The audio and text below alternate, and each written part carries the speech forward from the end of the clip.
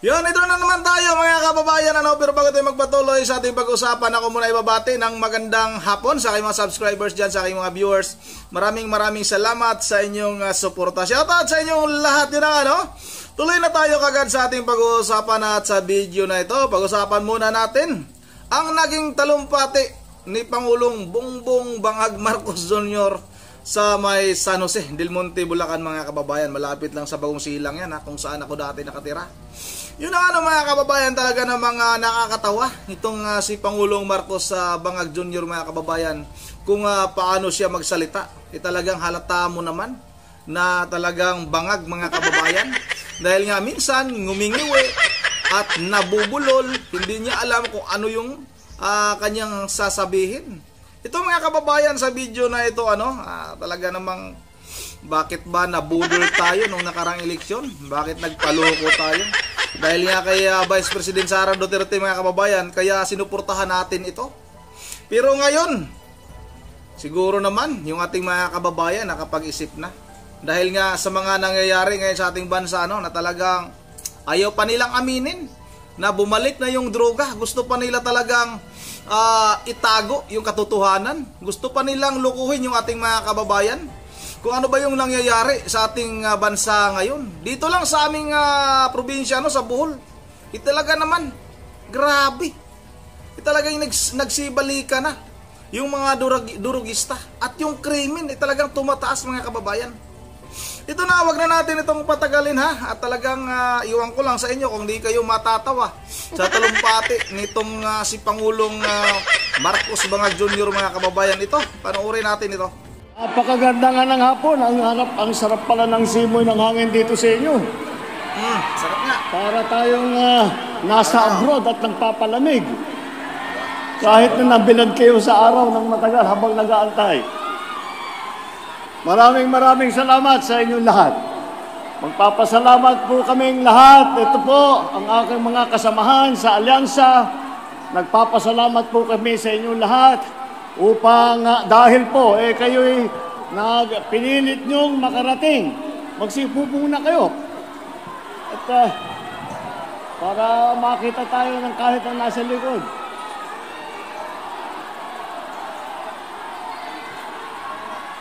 Tagalan mo sumigaw. Sigaw na! Tagalan nagkumpas. Ayaw mo salita Salamat.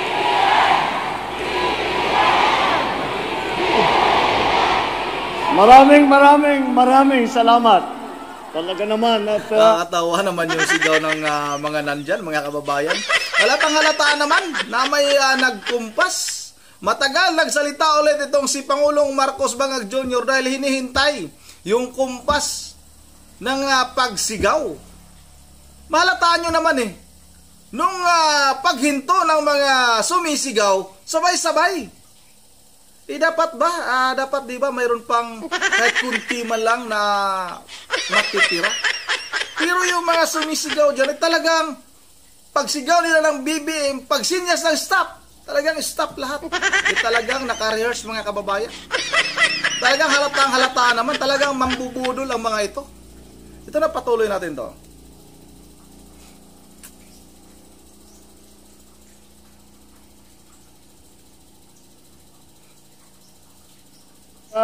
Sabi na nga namin nakakasiguro tayo kapag tayo pupuntang Bulacan at San Jose del Monte, makakakita tayo ng ating lahat ng mga ating kaibigan. Kaya't nagpapasalamat kami, napakainit ng salubong na ibinigay ninyo sa aming lahat, mga tiga-alyansa na lumalapit po sa inyo at hinaharap po sa inyo ang ating mga magigiting na kandidato para sa darating na halalan para sa Senado. Alam niyo po, ako po nandito po, hindi malakas po ang loob ko na iharap sa inyo ang ating mga Yan maliwanag yan Ang sabi ni Pangulong Marcos Bangag Jr., ako po, nandito ako, di malakas ang ako di malakas ang aking loob. Ulitin natin para talagang malalaman natin. Ano ba sabi niya rito? Ulitin natin. nandito po hindi malakas sige. po ang loob ko na iharap sa inyo ang ating mga...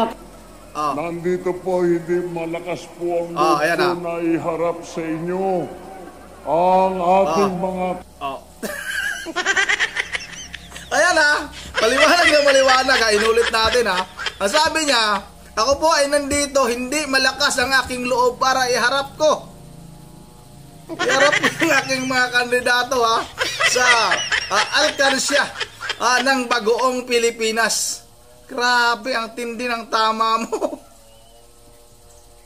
Ang tindi ng tama nito. Ipapatuloy natin. Hindi, sinabi niya na hindi malakas ang aking loob. Ayan ipapatuloy natin. Dahil napakadali pong ipagmalaki bawat isa po sa kanila. Narinig niyo naman po ang kanilang mga programa, yung kanilang record, yung kanilang nagawa na, at yung kanilang gagawin pa. At alam niyo po, may pagmamalaki din ng alyansa. Na ang alyansa, buo po lahat ng kandidato ng bawat pwesto.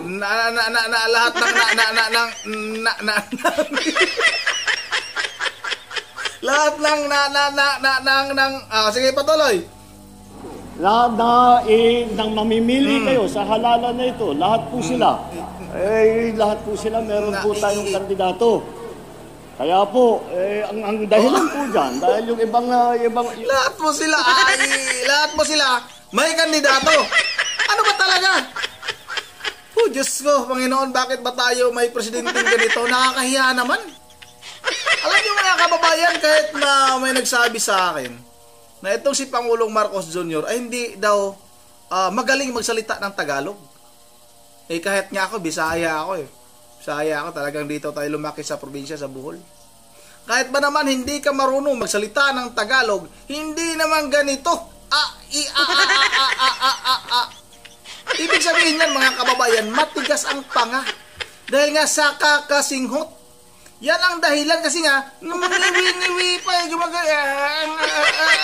gumaganon pa Kaya natatagalan kaya itigil mo na sana, tama lang no? Yung sigaw ng ating mga kababayan na sana Pangulong Marcos Bangag Jr. magpa-drug test ka na muna para kahit na aanga-anga ka magsalita dyan sa entablado, sa lahat mong talumpati, wala kaming pakialam basta malaman namin ang katotohanan na negative ka sa pinagbabawal na gamot. Yun talaga ang hangad natin. Hindi natin kinukutya kung sino man yung nagsasalita ng pero sa isang pangulo naman, wag naman sana dapat.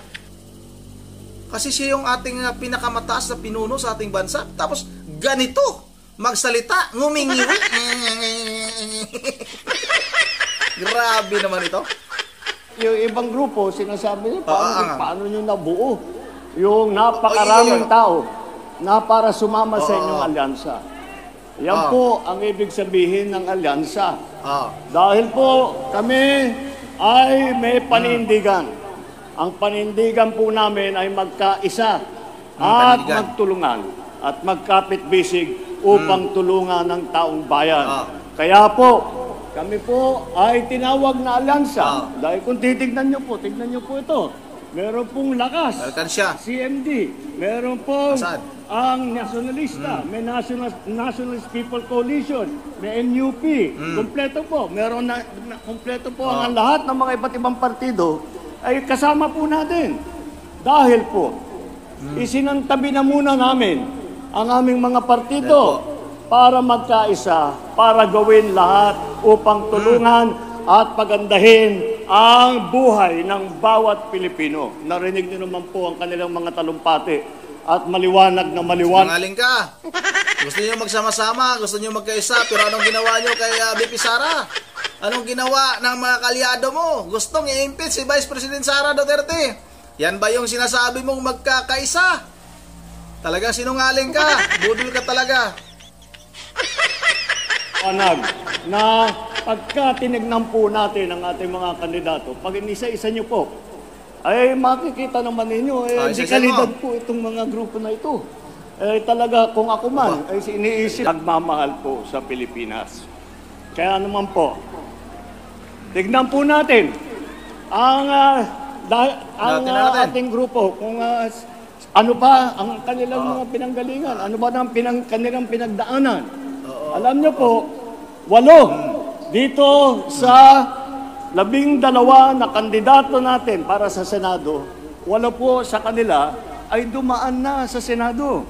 Andiyan po, Senator Cayetano, si Senator Lacson, si Senator Lapid, Senator Marcos, Senator Pacquiao, Senator Revilla, Senator Tolentino, at si Senator Soto. Si Senator Soto, hindi pangkaraniwan na senador ito. Naging Senate President. At alam niyo po, nung ako'y senador, siya po yung Senate President namin. At kaya naman masasabi ko na nung panahon niya, maayos ang takbo ng Senado dahil magaling po siya. Magaling po siya humawak ng Senado, nakakahanap siya lagi ng kompromiso kahit na nagtatalo-talo po kami. Malamig po kasi masyado ulo nito, kagaya lagi niyang sinasabi, madali naman akong kausap eh. Hindi lang niya sinasabi yun, totoo po talaga. Kaya magaling na naging Senate President ang ating butihing Senator Tito Soto. Ang 7 naman sa ating mga senador ay dumaan naman sa mababang kapulungan sa House of Representatives, naging congressman po. At sila po ay matagal nang nasa legislatura. Andiyan po ang Congressman Abalos, Congressman Bimay, Congressman Cayetano, Congressman Marcos, Congressman Pacquiao, Congressman Tulfo, at Congressman Villar. Tama naman, dahil mahalaga po na kapag kayo ay kayo ay isang senador na nauunawaan. Kayo dapat palitan na yung mga senador mo kasi nga matagal na po sa Senado, matagal na sa Kongreso yan. Pero anong itsura ng ating bansa? Ganon pa rin. Kami pa rin yung mga naghihirap. Yung mga mahirap pa rin mga kababayan, katulad ko, ang talagang nagsakripisyo. Wala malang ginawa ang mga tao na yan. Kaya dapat nang palitan yang mga yan. Tama, yung 8. Palitan ng taga-PDP. Tapos dagdagan na lang natin mga kababayan. Dagdagan na lang natin ng 3, tapos kukuha tayo ng 1 para makumpleto yung 12 mga kababayan. Huwag na nating ibuto ito. Itong alkansya. Itong alkansya ng bagoong Pilipinas. Itong samahan na ito. Dahil yung nangunguna sa kanila ay bangag. At yung iba nilang mga senador dyan ay mga balimbing. At yung iba nga dyan ay nakulong na. Ay, ito ba yung dapat nating piliin? Naku po mga kababayan, mag-isip tayo, wag na tayong magpabudol pa. Ninyo kung ano ang patakbo sa mababang kapulungan upang maging maayos ang pagpasa ng ating mga batas, upang maging maayos ang proseso sa pagdidinig. Yung po ang mga mahalaga na tinatawag na karunungan na para sa makadaan na po sa ating legislatura ay kabisado na po nila yan. Hindi po, ang 4 naman po ay nagsilbi sa kabinete o cabinet level na kanilang mga cabinet level na kanilang posisyon. Ang una po dyan ay si Secretary Abalos. Si Ben-Hur po ay naging Secretary ng DILG. Pag-upo ko po ay aking iniisip. Sabi ko, sino kaya ang dapat natin ilagay bilang Department of Interior at saka local government? Ako sa sarili ko, tignan natin kung sino sa madami na marunong talaga at nakakaunawa sa mga issue na hinaharap ng ating mga local government. At naisip ko, meron daw, balita ko, may mayor ng Mandaluyong daw na magaling.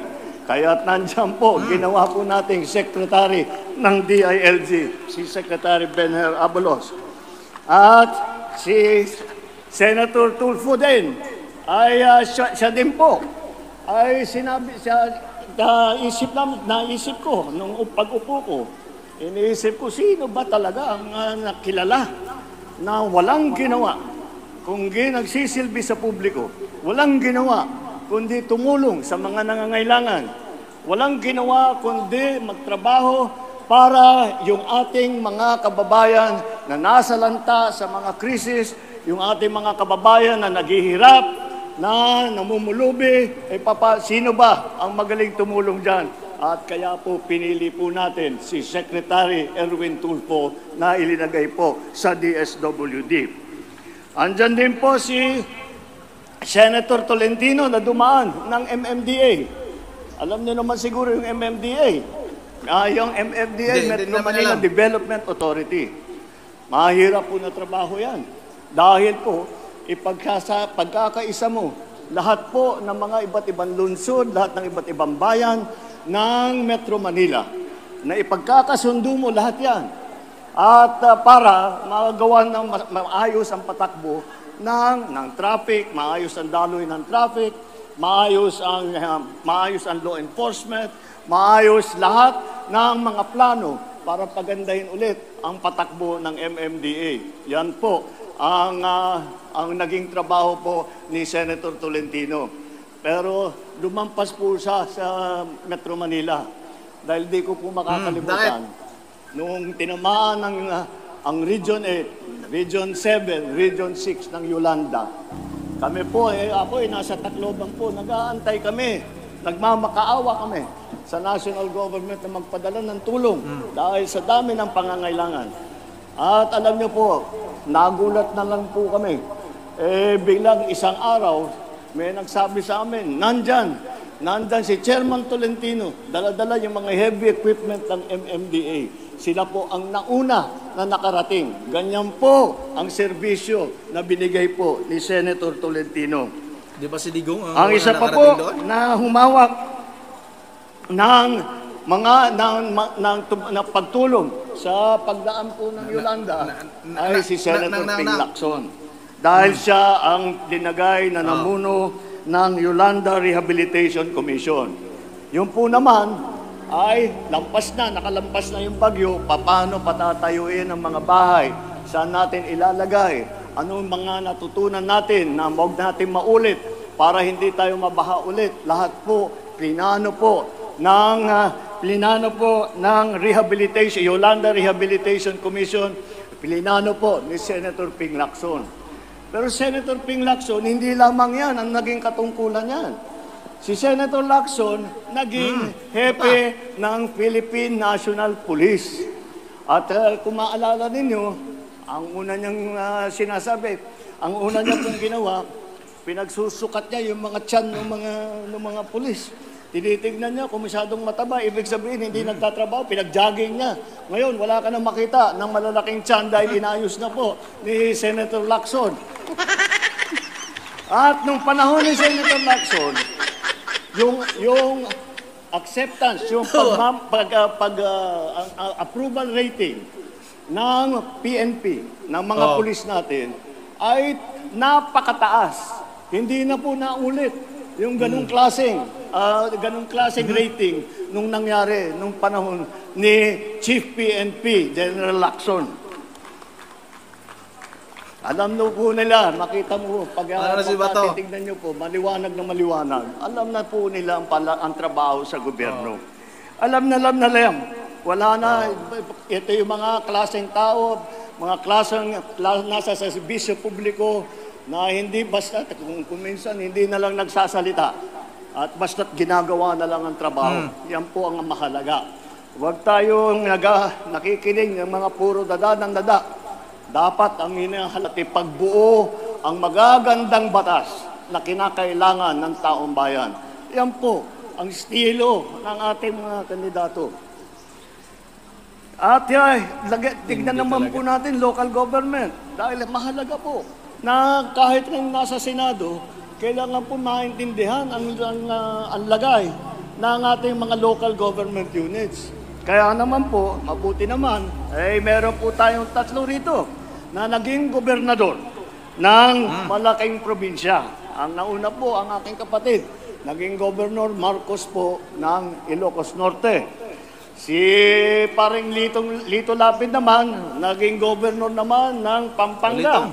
Na ngayon, kung makita po ninyo, ang ganda-ganda na po ng Pampanga, at talagang bumubulusok ang mga negosyo doon at gumaganda ang trabaho para sa mga tao. Nasimulaan po yan ng butihing Governor Lito Lapid. At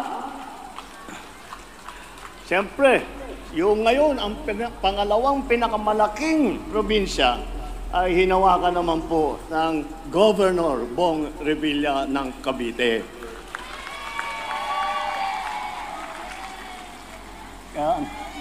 Siya po ay nakita po kung banggitin mo din yung PDAP scam. Banggitin mo din na yan ay nakulong dahil sa Janet na pulis. Sinuli na ba yung pera na pinasusuli ng korte? Banggitin mo din para malaman din ng ating mga kababayan. Talagang mapapakita natin yung background ng mga kandidato mo sa alkansya ng Bagoong Pilipinas. Huwag naman puro lang papuri. Huwag naman. Banggitin mo din yung kanilang mga karanasan. Tiyak naman ako na marami sa inyo nakakabisita dun sa kanila sa Cavite. Nakita naman ninyo kung ano yung progreso, ano pag-uunlad ng Cavite. Yan po ay naging trabaho niya mula nung siya ay naging vice-gobernador, naging gobernador, naging senador, patuloy po ang kanyang trabaho. Kaya makita nyo naman, napakaganda ang mga naging matagumpay na proyekto at programa na sinimulaan ng ating tatlong magaling na gobernador. Meron din tayo mga mayor. Tatlong lungsod na malalaki. Unang-una, si Mayor Benhur Abalos ng Mandaluyong. Yan po ay nung panahon po ni Mayor Abalos, nung panahon ni Mayor Benhur, na mayor siya ng Mandaluyong. Marami pong natanggap, pagkikilala, binigyan po siya ng mga aming premyo dahil sa magandang patakbo niya sa city, sa Mandaluyong City. Kaya po ay makikita naman po ninyo, maliwanag na maliwanag, naiintindihan niya ang patakbo at alam niya ang lagay at ang pangangailangan ng bawat isa. Hindi lamang yung mga malalaki na tao, malalaking negosyo, kung hindi ang bawat kababayan niya sa Mandaluyong, bawat kababayan niya sa Pilipinas. At naging mayor din po si Senator Tolentino, ang mayor ng Tagaytay. At alam niyo po, si Senator Tolentino po, walang ginawa po yan, kundi nag-aaral. At tinitignan po niya lahat kung ano yung pinakamagandang pwedeng gawin.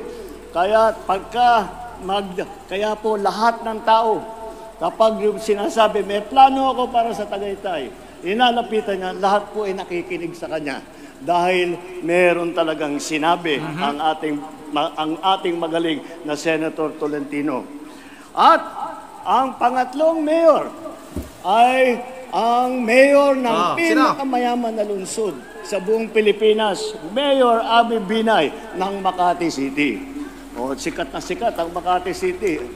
Yung mayor ng Makati City na sakim sa kapangyarihan, mga sakim sa posisyon, kahit magkakapatid, mag-ama, nag-aaway, dahil gusto nilang sila na lang ang hawak sa lahat ng posisyon. Nag-aagawan mga kababayan, nagtatalo, naglalaban sa politika. Ganon. Parang hindi mo naman binanggit yun. Dapat sinabi mo din na itong si Mayor Binay ay kalaban niya yung kaniyang mga kapatid. Diba dapat sabihin mo lahat ng background naman para naman yung taong bayan naman ay maniniwala sa iyo. Kasi nga, noon ay nabudol mo kami, ngayon hindi na siguro maari kaming mabudol sa iyo, bangag ka. Ngunit, alam nyo, maraming iniisip nila na kapag ikaw ang naging mayor ng isang syudad na napakayaman, napakadali ng trabaho, hindi po totoo yun. Dahil karamihan po ng malalaking negosyo ay nandyan sa Makati. Kailangan po na mapagbutihan ang patakbo ng Makati, ng pamahalaan ng Makati, upang patuloy na susuportahan siya at pupuntahan. Lalagyan po ng investment yung Makati City. Tuloy-tuloy nga naman ang nangyari. Ganun na nga ang nangyari sa Makati City. Tuloy-tuloy ang pagpasok ng mga malalaking negosyo. Tuloy-tuloy ang pagparami ng trabaho. Tuloy-tuloy ang kanilang mga benepisyong natatanggap sa Makati City. Yan po ay ginawa, yan po ay trabaho ng ating Mayor Abby Binay. Ano ba, baka naman po isipin ninyo na lahat po ng ating kandidato ay galing Maynila. Galing lamang sa Luzon. Ay hindi po totoo yun. Tignan po natin. Ay unang-una, ang ating kinikilalang kampiyon ng buong mundo, hindi lamang Pilipinas. Si Manny Pacquiao na tiga Bukidnon, Sarangani, Jensen. Alam po, nandyan po siya. At nakikita na sumisikat ngayon yung kanilang lugar. Dahil nakikilala, nandyan, tiga doon pala yung Manny Pacquiao. Tiga doon pala. Kaya tignan natin. Ngayon, nakikilala na. Ang mga pinupuntahan na po, dinadayo na po. Ang Jensen, ang Sarangani, dahil po, pinasikat po ng ating Senator Manny Pacquiao. Andyan din po si Senator Erwin Tulfo. Siya po ay laking Davao at saka Sulu. At siya ay nandun dahil doon po na destino ang kanyang ama na sinusundan niya at yung aman po niya ay naging bayani po ng ating bansa. At huwag po natin makakalimutan na meron po noon na Senator Vicente Soto, yung unang Senator Soto po.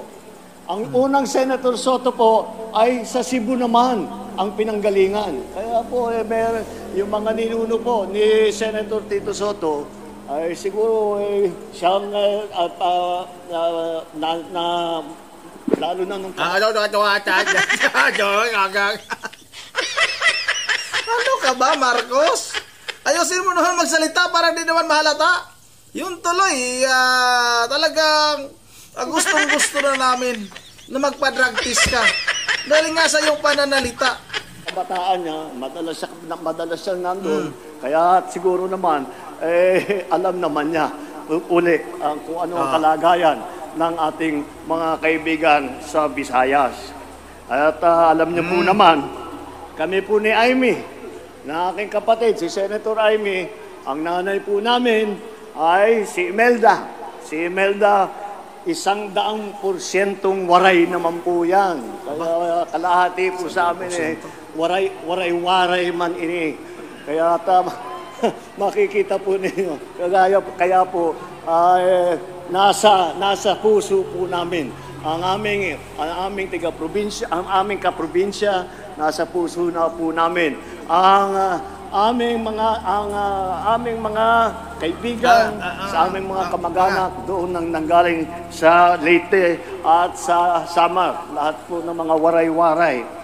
At baka hindi nyo po nalalaman na ang mga ninuno po ni Camille Villar ay mga Ilonggo naman. Kaya naman po, isa po, talaga naman yung batang yan, laging umiikot, laging nagtatanong. Ang ginagawa, naiba si Camille. Hindi siya masyadong nagtatalumpati. Ngunit ang ginagawa niya, iba, kabaliktaran. Siyang nagtatanong sa tao. Hindi niya sinasabi sa tao, ito yung kailangan mo, ito yung kailangan mong gawin. Ang laging ugali niya, nagtatanong po, ano po ang kailangan ninyo? Ano sa palagay nyo ang kailangan gawin? Yan po ang mga kailangan natin sa Senado. Ang nakikinig sa tao, hindi linelekturan ang tao. At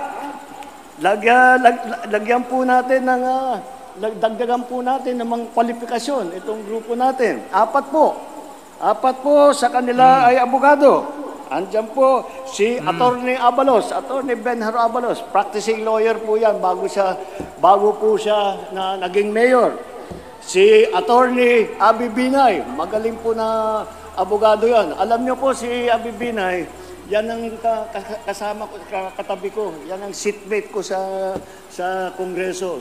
Pag kami, hindi naman tayo abogado, kaya pagka meron kailangan malaman tungkol sa batas, sisikuhan ko na muna si Abi. Ano ba talagang sagot dito? Yan, tuturuan ako. Magaling po yan, napakatalino. At nandiyan po si Senator Cayetano, abogado rin. At siya po ay napakaganda sumulat ng batas. Dahil nga sa tinatawag na kanyang legal training. At kung makikita po ninyo ang mga batas na kanyang naging author siya, makikita po ninyo kung gaano kaganda siya sumulat at kung gaano katama ang kanyang mga sinusulat na batas. At kagaya na po ng sabi ko, si Attorney Tolentino, attorney po yan. At kagaya nga ng pagka-attorney niya, talagang kagaya na nasabi ko, lagi nag-aaral po. At kaya naman, kahit na anong itanong mo sa kanya tungkol sa batas, kahit anong tanong mo sa kanya tungkol sa politika, kahit ano ang itanong mo sa kanya tungkol sa mga research na medyo mahirap na kung minsan tayo, tinatamad na tayo magbasa ng ura-urada, hindi po napapagod yan. Si Attorney Tolentino, isa pa pong abogado sa ating grupo. Ang mga kababayan, maliwanag na maliwanag. Siguro naman sa narinig ninyong talumpati sa ating mga kandidato, siguro naman po narinig ninyo sa kanilang mga pinapangarap para sa ating bansa na maliwanag na ang tinutunguan po ng alyansa ay ang kaunlaran at ang kapayapaan. At aabutin po natin yan kapag tayo ay magkaisa. Kaya po, ito po na siguro ay isa sa pinakamagandang halimbawa na ihaharap namin sa taong bayan ng pagkakaisa, nagtutulungan para po makapagserbisyo sa tao. Ang para sa problema na hinaharap natin. Ang mga kandidato ng alyansa kasama natin sa pagtataguyod ng interes at kapakanan ng bawat Pilipino. Ipapaglaban natin ang ating soberanya at karapatan sa pamamagitan ng magandang diplomasya at dignidad. Ngunit, wag ho sila kahit sino pong magkamali. Wag nilang aakalain na tayo ay papayag na kunin sa atin na kahit isang isla, kahit isang bato na nasa teritoryo natin, alamin nila lahat. Kahit isang bato. Andyan na nga yung barko ng China sa loob ng Philippine Sea. Tapos sabihin mo na ganun. Hindi lang bato ang kinuha dyan. Yung mga lamang dagat kinuha na. Budol ka talaga, Marcos. Talagang budol ka talaga. Hindi po tayo papayag. At wag tayo susunod sa kagustuhan ng ibang tao, ng ibang bansa. Kahit na maliit lang tayo, mga Pilipino, kahit maliit lang ang Pilipinas, palagay ko wala nang kasing tapang sa mga Pilipino. Sige, pagira ka. Hindi na, sa laban naman, kontra sa krimen at sa droga. Ayan. Ito po ay aming paniniwala. Ano yan? Ay hindi naman po kailangan na pumasok tayo sa kaharasan na maraming nasasaktan, na maraming pinapatay, na libo-libo na Pilipino ay hindi na natin nahanap at nawala na lang bigla. Yung droga na yan. Sige.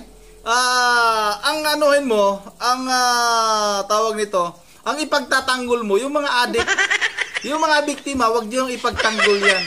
Kailangan yung mga kriminal na yan, ay kailangan yung alagaan. Wag nyo nang alagaan. Wag nyo nang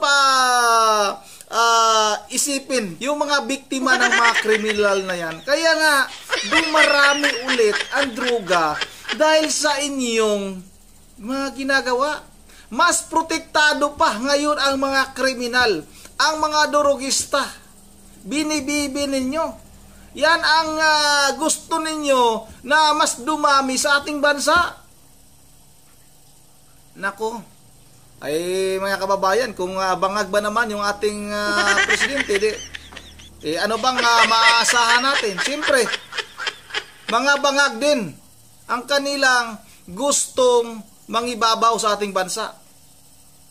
Talaga naman, Marcos, wag mo na kaming budulin ulit.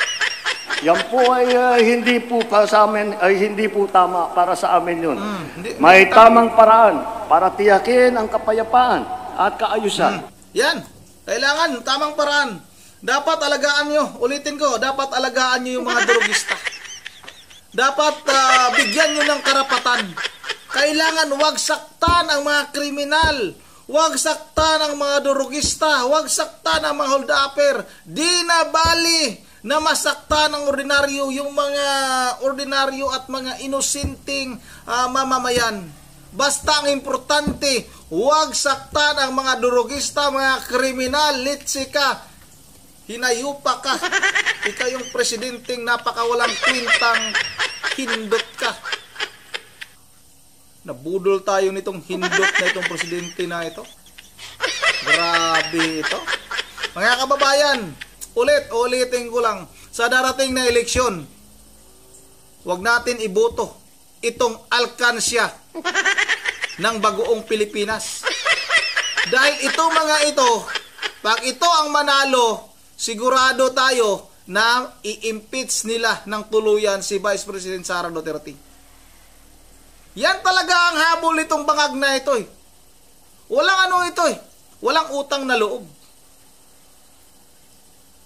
Binigyan na ng pagkakatao ng taong bayan ng mga Pilipino itong Marcos na ito. Dahil para maibangon yung pangalan ng kanyang ama na naging diktador sa ating bansa. Kung hindi dahil kay Vice President Sara Duterte, kung hindi dahil sa mga Duterte, hindi mailibing yung kanyang ama sa libingan ng mga bayani. Tapos ito yung ginanti nitong bangag na ito sa mga Duterte. Anong sinabi niya noon? Huwag i-impeach si Vice President Sara Duterte. Ayaw niya ng impeachment laban kay Vice President Sara Duterte. Pero anong ginawa nila? Tinuloy nila. Nagkukunwari lang na ganun ang gusto niya. Pero nag-uusap sila ng kanyang pinsan para matuloy yung impeachment na yan. Ay, yung ICC, nagkukunwari lang ito, hindi pa mapasukin yung ICC. Ano nga ito? Itong tao na ito yung tao na mapanlinlang. Nalinlang nga tayo noon eh. Kaya nga nanalo ito. Alam nyo ba mga kababayan, nung unang tumakbo ito bilang isang senador, ay natalo yan. Tapos nag-ambisyon na nag-ambisyon. Lumapit ng lumapit sa mga kilalang politiko. Tumakbong Vice President, tinalo ni Leni Robredo. Ikaw tumakbo lang si Sara nung presidential election na yun. Hindi naman talaga mananalo to eh. Iwan ko ba kung bakit maraming naniniwala din sa taong ito na yung pagpapadrug test nga lang hindi niya magawa-gawa. Yun ang dito lang muna medyo mahaba na yung ating video at hindi lang muna tayo makapag-shout out sa ating mga subscribers diyan kasi medyo mahaba na yung ating video. Shout out na lang sa inyong lahat, kay Ma'am Joyce, kay Ma'am Berge Verhelius na Pulilan, Bulacan, kay Sammy Trabahada, Cooper Senior ng Boracay. At sa lahat-lahat kay Ma'am Inisa Borby. At sa lahat-lahat, once again, this is Rundi TV mo. Ingat tayong lahat, God bless bawat isa sa atin.